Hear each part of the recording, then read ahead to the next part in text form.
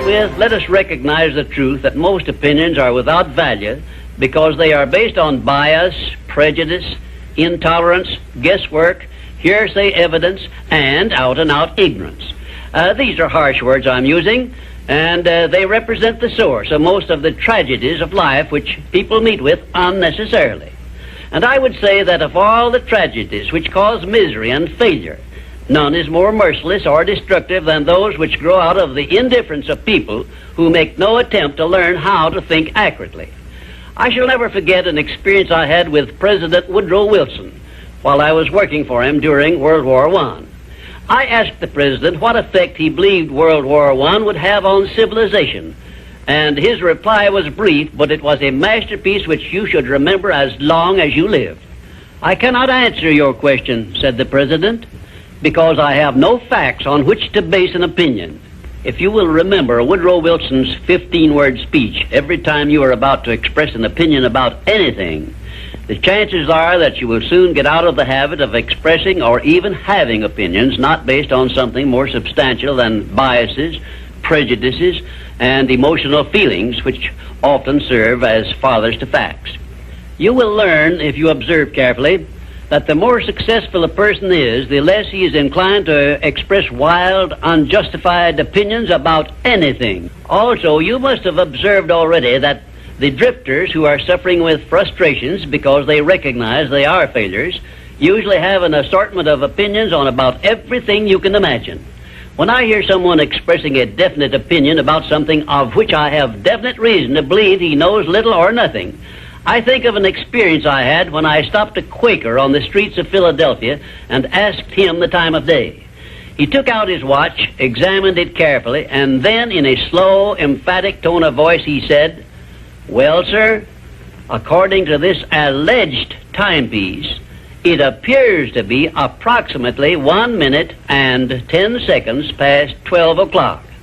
I was particularly impressed by the care with which this Quaker identified the source of his information which he was passing on to me, and I often thought afterward how beneficial it would be if all people who express opinions or give out information would take the time to identify the source from which they were able to speak.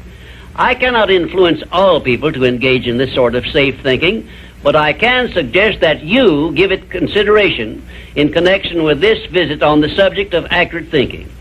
Now, I shall give you a simple rule which may help you avoid being misled by unsound opinions expressed by other people. When you hear someone make a statement which your reason cannot accept as being sound, or which you question or should, for safety's sake, question for any reason whatsoever, ask a simple forward question. How do you know? Then stand firm on that question and either force the speaker to identify the source from which he got the information he is endeavoring to pass on as facts, or reject the statement entirely as if it had not been made. And do this no matter who is speaking or what may be his reputation for truth and veracity. Remember, you are given as your richest birthright the privilege of controlling your own thoughts. Therefore, treat this divine gift with the profound respect to which it is entitled, and do not allow anyone to do your thinking for you, or to influence your thinking in any manner whatsoever, except by the rules of accurate thinking I am passing on to you. Follow this procedure regardless of what people think or say about your method of thinking. If they wish to call you a cynic or a doubting Thomas, let that be their misfortune. But for your own good, go right on thinking by rules which will save you from many mistakes and tragedies throughout your life. Now, I will give you 7 rules to follow, which, if you memorize them and follow them as a daily habit, may bring you top rating as an accurate thinker. 1. Never accept the opinions of other people as being facts until you have learned the source of those opinions and satisfied yourself of their accuracy. 2. Remember that free advice, no matter from whom it is received, will bear the closest of examination before it is acted upon as safe. And generally speaking, this sort of advice is worth exactly what it costs. 3. Alert yourself immediately when you hear anyone speaking of others in a discourteous or slanderous spirit, because this very fact should put you on notice that what you are hearing is biased, to say the very least about it, and it may be out-and-out misstatement.